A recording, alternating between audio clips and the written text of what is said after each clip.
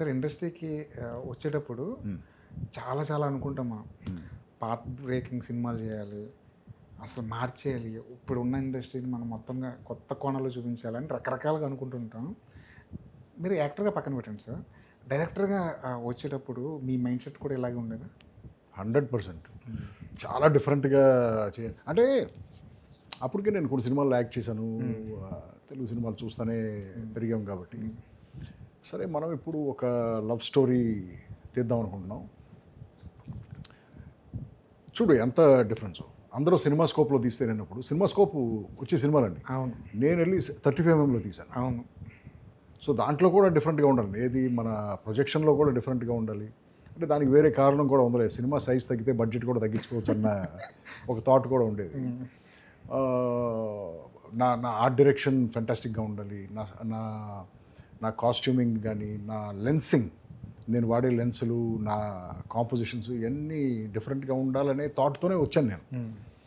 నా సాంగ్స్ యాక్చువల్గా మన తెలుగు సినిమా ఇండస్ట్రీలో ఒకప్పుడు సాంగ్స్ అంటే రాఘవేంద్రరావు పేరు చెప్పేవాడు. రాఘవేంద్రరావు సినిమాల్లో సాంగ్స్ నో రాఘవేంద్రరావు కాదు, రాఘవేంద్రరావు సినిమాల కంటే నా సాంగ్స్ బెటర్గా ఉండాలి, డిఫరెంట్గా ఉండాలి, ఇంకా బాగా తీయాలి. ఎందుకంటే నాకు రెఫరెన్స్ పాయింట్స్ ఉన్నాయి కదా నా ఉన్న. సో ఆ రెఫరెన్స్ పాయింట్స్ పెట్టుకుని అంతకంటే బెటర్ చేయాలని చెప్పి ఫస్ట్ సినిమా తీశానమ్మా. అంటే ఇందాక మనం మాట్లాడుకున్నట్టు చాలా సరదాగా ఎలాంటి ఎక్స్పెక్టేషన్స్ లేకుండా వచ్చిన 100 సినిమాలు ఇది కూడా ఒకటి అనుకుని నేను థియేటర్లోకి వెళ్తే, మీరు అన్నట్టు నాకు కాస్ట్యూమ్స్ షాక్నిచ్చాయి, దాన్ని 35mmలో చూపించడం నాకు షాక్ ఇచ్చింది, ఆ కలర్స్ కాంబినేషన్ నాకు షాక్ ఇచ్చింది, హీరో ఇల్లంటే ఇలాగే ఉంటుందని రెగ్యులర్ ఫార్మాట్ ఏదైతే ఉందో అది నాకు బ్రేక్ అయినప్పుడు నేను షాక్ అయ్యాను. అంటే కొత్తది ఏదో మనం ఇంట్రొడ్యూస్ చేస్తున్నప్పుడు కొన్ని దాటుకుంటూ రావాలి, చాలామందిని మెప్పించుకుంటూ రావాలి, చాలామందిని ఒప్పించుకుంటూ రావాలి. ఇది మీకు సింపుల్ అయిందా, కష్టపడ్డారా? అంటే నేను అడ్వర్టైజింగ్ బ్యాక్గ్రౌండ్ నుంచి వచ్చాను. సో అడ్వర్టైజింగ్లో ఐ వాజ్ ట్రైన్డ్ వెల్. నేను చాలా నెంబర్ ఆఫ్ యాడ్ ఫిల్మ్స్ చేశాను. సో ఆర్ట్ డైరెక్షన్ కానీ, కెమెరా వర్క్ కానీ, ఎడిటింగ్ కానీ, వీటన్నిటి మీద నాకు కొంచెం గ్రిప్ ఉందన్నమాట. ఎందుకంటే 20 seconds 30 second ఫిల్మ్స్ చేయడంలో ఉన్న కష్టం చాలా ఎక్కువ అది.